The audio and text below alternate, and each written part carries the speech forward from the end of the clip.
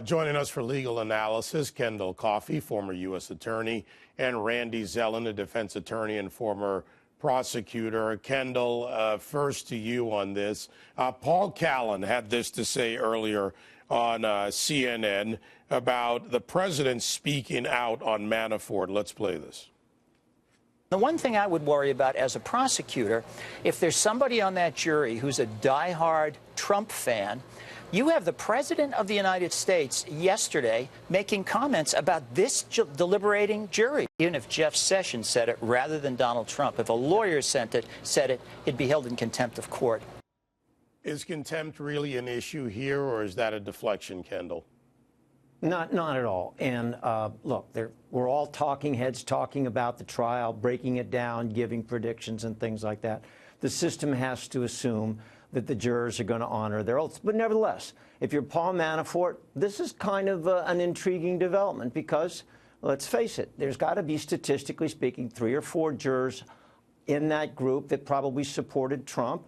Got to think that somebody is getting word about it. Maybe, maybe not. But when jurors go home for the weekend, do they talk to family? Do they talk to friends? Maybe they're not supposed to, but maybe a lot of times they do. And we all know this, that a lot of people who support President Trump don't back down easily with their views of what the president says and what the president believes. So now you've got an indication that there's a clear endorsement of Paul Manafort, and by the way, a very harsh condemnation of this trial. So whatever Paul Manafort's been going through, this has got to be, the last couple of days, 2 of the best days he's had in a long time. All right, Randy, I mean, here we are, and, you know, the trial, the megaphone, obviously, of the president. We've talked about a lot of big cases before. You've handled a lot of big cases. When you look at this, how much does that play into it with the jury? And what about the judge's instructions and the jury being charged to judge the merits, not what they hear from the outside? Well, working backwards, you would love to think that jurors will honor the oath of sympathy has no place in the courtroom. Your personal feelings have no place in the courtroom. Don't listen, don't read anything, don't watch anything.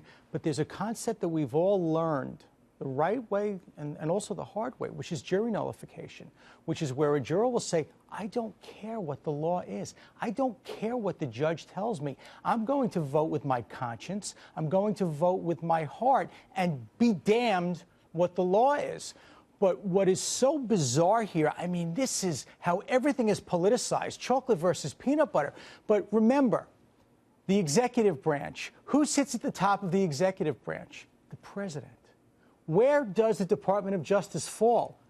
Under the executive branch. You've got the most important person in the executive branch basically saying that the Department of Justice, under his watch, doesn't know what it is that they're doing.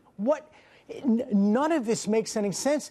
And Mr. Coffey, I must respectfully disagree with, because if you, as a lawyer, are discussing a case that you're involved in where that could prejudice the trier of the fact, a juror, that is a potential disciplinary violation. We've got the most important person in the country, perhaps in the world, speaking out while the jury is deliberating.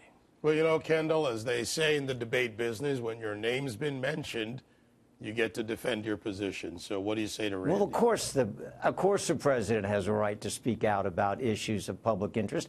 He didn't plant this. A reporter asked him about the pardon issue, and he responded spontaneously. And if the suggestion is being that the president is somehow subjected to discipline, I've got to very strongly disagree with that.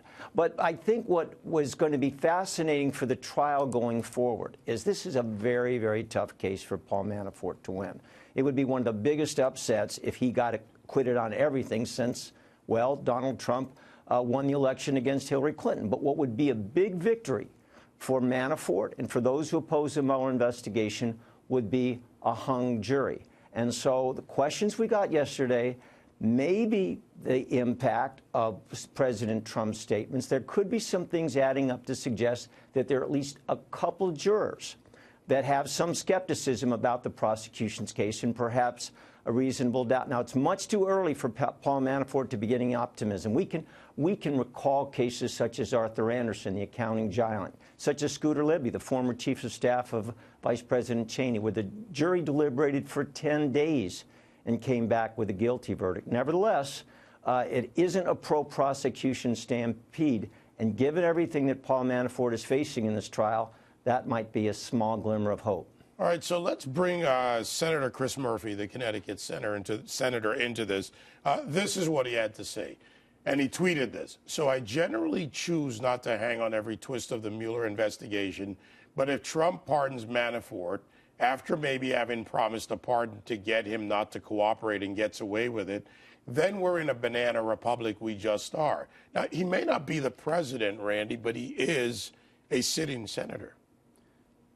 Once again, what is happening with our system of justice, where once upon a time, yeah, transparency, you can go into the courtroom and watch what's going on, but we have everybody weighing in from a political standpoint. Suddenly we're a banana republic. The point remains that we have a system of justice that at its essence is based upon the public's, us as citizens, being confident that the right result is going to happen. And with the whatever the word is, politics. The politics. Everything is about politics. My God, what is happening in this country? As far as Mr. Manafort is concerned, he is presumed innocent until such time as the jurors go in and begin their deliberations. Their verdict should be based upon the evidence and nothing else. How the president feels, how Senator Murphy feels, how you feel, how I feel. It's simply based upon the evidence, and somehow that has so gotten away from us. All right, gentlemen, thank you both. I mean, great legal analysis. Kendall, Randy, great to see you both.